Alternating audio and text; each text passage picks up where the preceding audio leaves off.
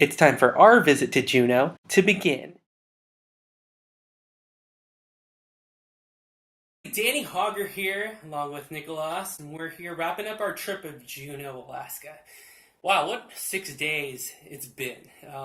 Unlike any other trip that I've ever been on. And if you've watched past episodes, if you've subscribed to the channel, you've seen London, Paris, Rome, in Canada, Toronto, Vancouver, and recently Seattle and Portland.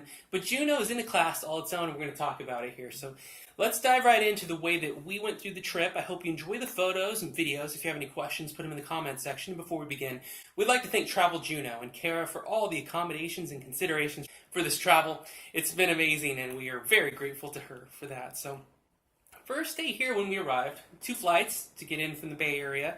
From California. We arrived in Juneau. We met for breakfast at the Barinoff, checked into our hotel here. And it's in the historic district, historic part of Juneau. I got a sense of some history right away, kind of walking in. You kind of feel like this is a place that's been around a while. What were you thinking when we got into town? What was going through your head at the beginning of our trip? Well, as soon as we got in, I just noticed that it's this small town that's right on the mountainside, and so immediately you got this, very cozy feel of you're within a big or a small community that's all about nature, and so I really enjoyed that piece of it. Yeah, definitely, I agree with you there, and you could see even in the dim light, which was 9:30, 10 o'clock, we still had some dim light. We walked town and got a feel for everything, and it was our first realization of the size of the town and the approximation of where we were. We started, our first adventure was the Whale Watch and Glacier City tour with Juneau Tours and Whale Watch. That was a few hours of unforgettable boat rides through the channel, looking at humpback whales, specifically Flame, the name of the whale I remember. Our great crew there that took us through the Gastineau Channel, and Sandy was a great first mate on board, and was it Brandon, right, who's captain of that plane. 2 just young, knowledgeable people that are kind of a sign of what Juneau's going through today, and who are the people taking over that next generation of tour service providers. They were excellent. What were your thoughts about that trip? Well, absolutely. I feel that the people who are actually running the excursions are really what make it so special. They're really the ones who are getting everyone involved and keeping everyone active, and they just bring a lot of energy to the trip. So it was a lot of fun being able just to talk with the different people. And if there's a few points of differentiation here from maybe whale watch tours you've been on in California or Oregon, there's a certain authenticity that I felt from Juneau, and that wasn't just the whale watch tour or at Mendenhall Glacier. It was a feeling from everywhere we went that they dug deeper. They learned your name, and they used your name, and they wanted to know our story, where we were from, what we do, and it was a conversation that was a lot more deep than just surface level, oh, the weather here, or Juneau's like this, and the striving of facts from one to the other that they've been reciting all day. They were so much fun and really got to know us and made us feel cared for. And they weren't that kind of tour guide that makes you embarrassed, which is the way they forced you to interact. It was more like, hey, be here, look around, just enjoy, and we're here if you want to talk or have questions. And that's something that I really appreciated. We went to Mendenhall Glacier, to the visitor center. I liked the videos, the interactive screens where you could find out more for like the specific questions you had about the glacier. It was really effective, I thought. And then we just went out and hiked and strolled, and that was really cool. What was kind of sticking with you from that? I would say the glacier was definitely something I was looking forward to. Like that was the big piece in my mind of we have to see the glacier, and you get to this little beach area and then across, you see this glacier and it's just massive, and so it definitely met and exceeded all expectations. Definitely some of the greatest photo ops I think we've had on the trip was being able to be in front of that glacier, and just taking those different trails around. There were so many. We took a shorter trail, but I know that being able to come back again, that there's another trail that goes along to the waterfall, which is even closer to that glacier. And then even talking to some of the people who've been working here all summer, talking about taking canoes out to the glacier. I just think that'd be an awesome experience as well. Yeah, there was a lot there, and you made me think of, I was thinking as we were going along, it was kind of like Juneau is a choose-your-own adventure. You could go down different paths almost everywhere you go. I mean, it was said that there's over 200 paved trails just in the hills and mountains and area here, and so many more that if you were adventurous, you could really go to your heart's content up here. So we had a great time at Mendenhall. We saw the glacier. I was interested in how the glacier recedes and advances, and how the different colors of ice come about when the crystals are packed together and reflecting the blue light, absorbing all the other spheres of light, reminding me a little bit of high school physics there. It was a really nice thing to do on your first day. You might consider planning that on your trip to Juneau. You can visit traveljuneau.com and look at what we did there. And then it was the Gold Belt Mount Roberts Tramway to explore Mount Roberts. That was our next full day. You see the tram from the time you get here. You know it's kind of the centerpiece. It's one of the main focal points of things you can do here in Juneau. We weren't disappointed. We had some foggy weather, but it was cool and just really pleasant. Headed up on the tram, had, again, great service there, great people working that enjoyed being here. And that was something about Juneau, too, that I liked. There wasn't anyone we met that was working a day job to get it over with and go home. Everyone appreciates what a special place this is, and it shows through in their work. And that makes you enjoy your trip so much more when people around you are having fun and you're not looking around seeing miserable people. And, sometimes when it's difficult to get great service at city tourism locations. Great ride up. We saw Lady Baltimore, the bald eagle, up close in person. We met her handler, had some friendly staff there, and then we just started going. And what was that for you? I would say that's probably my favorite excursion. I'm the big hiker, and so being able to start hiking up Mount Roberts and just watching as the trail just changes based on the elevation. And we had, I think, 4 distinct areas that we were traveling through and hiking up. And I really enjoyed it because as we were up on Mount Roberts, we ran into our 2 flight attendants from Delta who started hiking with us, and they'd been here before, so it was really cool to be able to go with them and feel safe as the trail had expanded and changed a bit. So it was just a great time to meet some new people and just spend a few hours with them hiking. Absolutely, it was really great, and what I will remember, hopefully for a very long time, the feeling of mist, a little breeze, and rain, and just feeling like there were droplets covering me, but feeling great. Not feeling sweaty and hot like we would if we went on a hike down in our hometown. I loved that. It was also the first chance we had to really experience relationship building among travelers and the camaraderie. Those new friends that we made on the trail who led us back down the mountain and who hand wrote a note for us to give to our flight attendants to say, hey, take care of our buddies on the trail. That's just one of those things that you could book travel all you want and never have anything like that happen. Go on a million vacations and you're not guaranteed that you make relationships like that. We didn't just have things like that happen once. We had it happen at least once a day. That was something that I'll really remember about Juneau, Alaska. Just the friendly people. Mount Roberts is a must. No matter how far you go up or how long you hike, you should certainly make that part of your trip to Juneau. On our next day, we stepped on the accelerator. We got a little excitement, a little faster pace with Zipline Adventures. We want to thank Alaska Zipline Adventures for getting us through that part of our adventure. We took a ride up into a ski lodge area. We had some great staff there. Kara drove us around. And then Lucas and Kelsey were our, would you still say guides? Our zip masters? They don't call them zip masters. Quote me on that. You can take care of it later. They were fantastic. They got us suited up. They introduced all the safety precautions. And I am not the thrill seeker of the two of us, and that's by a long shot. I don't really do rides. I don't really do a lot of adventure seeking, thrill seeking. And the first time we stepped up to that edge of that ledge, I felt nervous. In fact, probably 20 minutes before that, before we got to the first treeway. And treeway is another great term. I'm just all full of them. And once I got through about the first 10 seconds, that fear turned to just, oh, this is great fun. This is good for everybody, from children to all ages. And we saw people in our group from all kinds of different age brackets. So much fun, soaring through treetops, over 100 feet in the air, and then the suspension bridge was great too. I've never, in my travels, had the chance to do anything like that, and I really enjoyed it. Like, that was something that I would also really recommend to people to try. I enjoyed that a ton.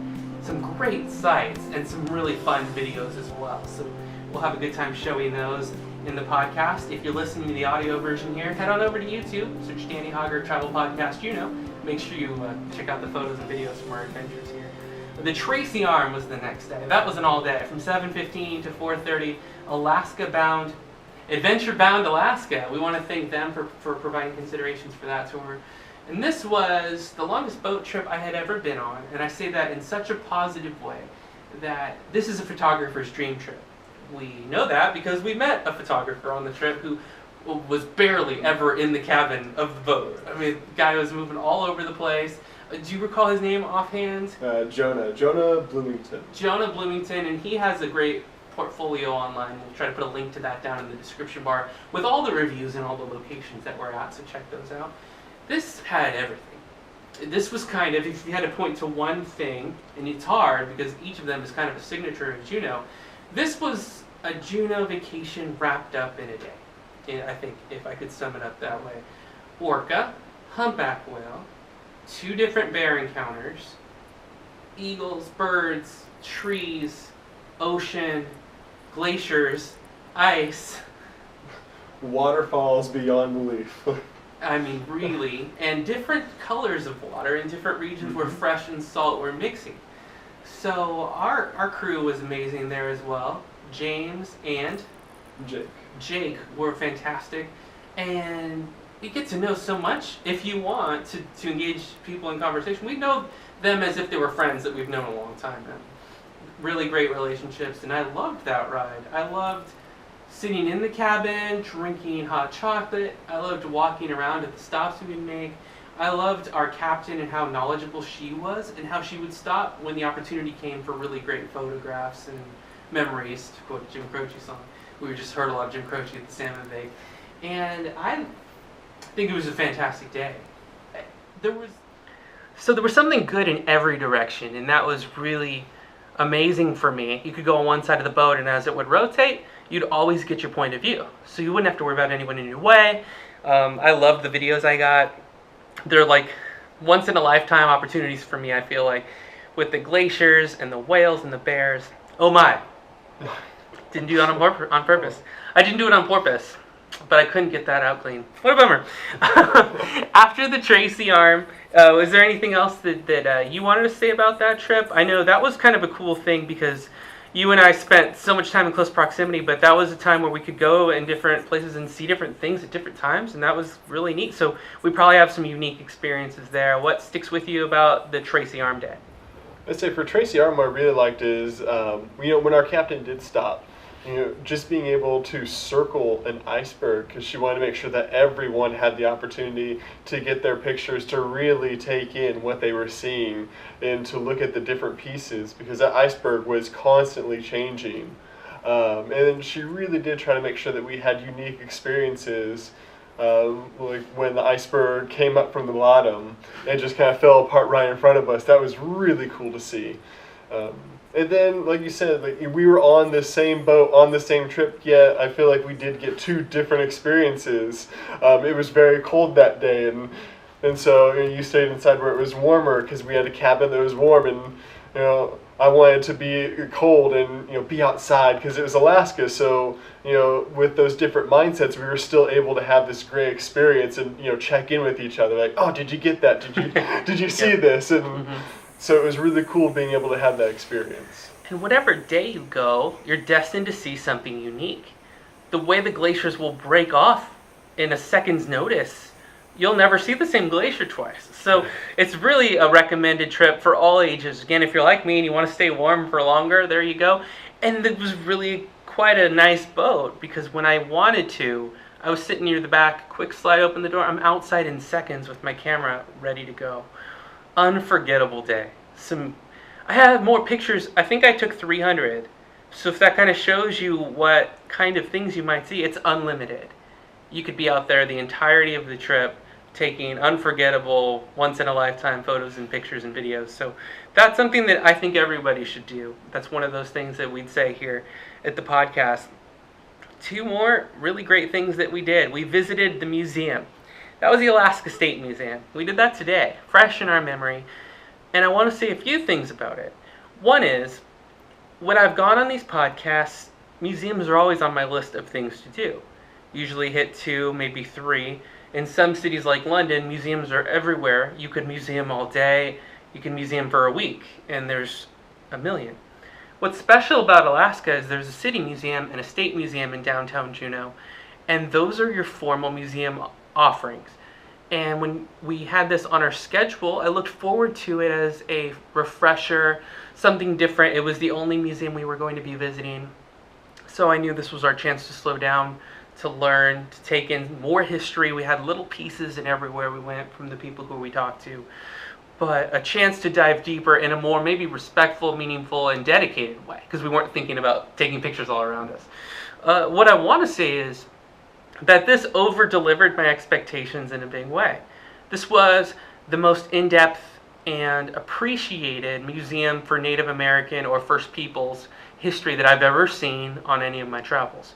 This museum just opened between 1 and 2 years ago, downtown, and it's phenomenal. You get the feeling that it's been put together recently with modern language and photography and storytelling and a progression through a timeline that takes you through what it was like to be in Alaska through its infancy, from territory to being discovered, and then how that's affected cultures here and beyond, how Alaska's played its part through wars and through history, and undergone a change to Russian hands and to American hands. It's battles during World War II. I learned so much and got so pulled in that it surprised me how I was stopping at each station to read and then see what was happening next, and to think about so many things. I had never, I don't think in 10 minutes, been launched into such a critical view and like an interactive, in my mind, discussion of history of how we affected different cultures and how we assumed they were. And it's terrible to think of some of the subjugation and the forced culture removal and the assimilation and what's lost there.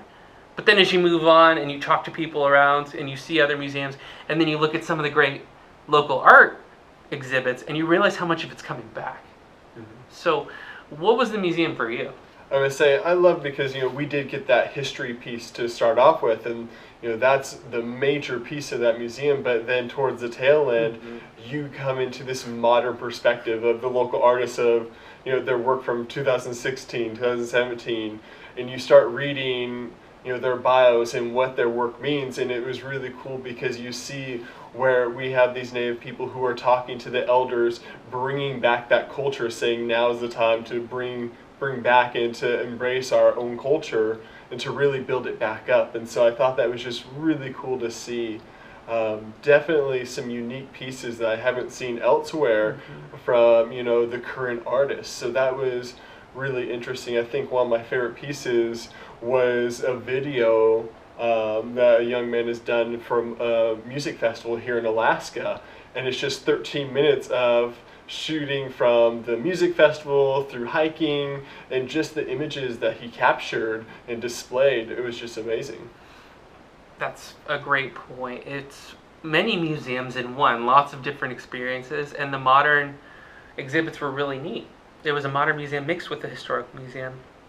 I loved the Native American First Peoples artifacts, getting able to appreciate how far they had advanced in ship travel and trade and building an economy and taking care of not just their clan, but when another clan would come in, to pay off your debts, but to exceed your debts with a great show of a celebration, a huge meal that would last for days sometimes, and a show of support in dance and appreciation that sometimes, when our modern perspective, and I fall victim to this as a teacher as well, into the past that we were taught, you forget or you overlook how significant and advanced these societies and cultures were. That they weren't just little simple hunter-gatherers all the time. That they could have amazing navigation of the waterways around them and the way they interact with the earth, and the respect was another. I won't go too much longer. I loved the museum and it shows, and I think other museums should take note. The way they appreciated the spirit and everything around them, I thought in my mind, it might have been a way to teach ethics and morality to children. Where maybe for some it wasn't all about worship, it was a way to teach children, this is the right way to hunt, this is the right way to interact with nature, and this is how you become a person that lives in the world effectively. And I had never entered it from that perspective before. So I did some deep, what I felt like was some deep, some other people were watching like, yeah, that we've I've always thought that way. So welcome to being 12. Anyway, my students out there, shout out. And then today we did a salmon bake after, and we took a trip out. Alaska Travel Adventures took us out to the Gold Bake, and the salmon bake was great. Enjoyed live music, great guitarists, played a lot of really enjoyable songs that we recognized. Had really nice side dishes, blueberry, what would you call it, like a blueberry muffin cake? It's like blueberry lemon tart. Scalloped potatoes, rice pilaf, all you can eat salmon. It's not something I encounter all the time. Delicious food here is probably the way we should segue. The salmon bake was amazing. Loved the experience of sitting outside, hike to a waterfall, beautiful. And a really great thing for a last night, a memorable send-off dinner. Really, really enjoyed it. And gosh, I put links in the description to all the food, and it lived up to the reputation. If you're on Yelp or TripAdvisor looking at restaurants, those are real reviews. This place has some great food, and it's really easy to indulge yourself if you're a foodie in Juneau. I say this is, for all foodies, like this is the place to come. It's been great food the entire time. And what I liked about the salmon bake was, as we were hiking, we were along a river where the salmon were swimming up the river, trying to get to their space where they're going to spawn. And it was amazing because you're literally a foot away from 6 salmon who are working their way up the river. How did we go almost 20 minutes and not mention that we saw salmon everywhere, and how cool that was for us as Californians to go and see so many streams just bubbling with jumping salmon? That shows you, I think, in a nutshell, how much there's to do here that you could talk about it for days and days. We've been here 6 days. We've got memories for a lifetime, and we filled them full of adventures. And I want to thank Travel Juneau for taking care of us. Are there anything else that you feel like people should know if they're thinking about coming to this area? I would say talk to the people here. Like, really engage the people of Juneau, because this has probably been the most welcoming I have felt in any city that I've traveled to, where I'm going home saying, I know these people and I know this about them. Yeah. We've met so many college students who are here, who are just working over the summer for this great experience, and you learn so much about their lives and they learn about your lives, and so it's just been amazing, in addition to just being able to sit down and talk with the locals here in Juneau. Even from the very start of the trip, where we had a local take us from the airport to our hotel room. Right. Like, it was amazing being able to meet locals on the plane ride over, who then offered to drive us to our hotel that night so we don't have to worry about cab ride. Amazing community that they have here in Juneau. Yeah, we really can't speak to that enough, that we were treated better than I have been in other places where I was not moved around, I was not shuffled and rushed, and everyone genuinely would take the time to speak with us. Only in, maybe I'd say, oh no, I don't want to single out countries, but in Vancouver and Toronto as well, you feel like people care when you ask them a question. So really good stuff. Really only good things to say about this trip. Enjoyed it so much. Thank you for coming along with me on this adventure. And thank you for coming with me along this adventure as well. Don't forget, you can follow us on Twitter at Danny Hauger. Subscribe on iTunes at Danny Hauger Podcasts. Subscribe on YouTube at Danny Hauger as well. And be with us on Twitter for all the photos, gathering videos as they come in the next few days and weeks. We thank you for joining us on another outstanding edition of Danny Hauger Travel Podcasts. Thank you, Travel Juneau, for everything that you did for us. For Nicholas, for Danny Hauger, and for all of our production team. That's me too. And everybody along that has made this trip to Juneau memorable. All the places that we visited, thank you for having us. And we'll see you on our next adventure.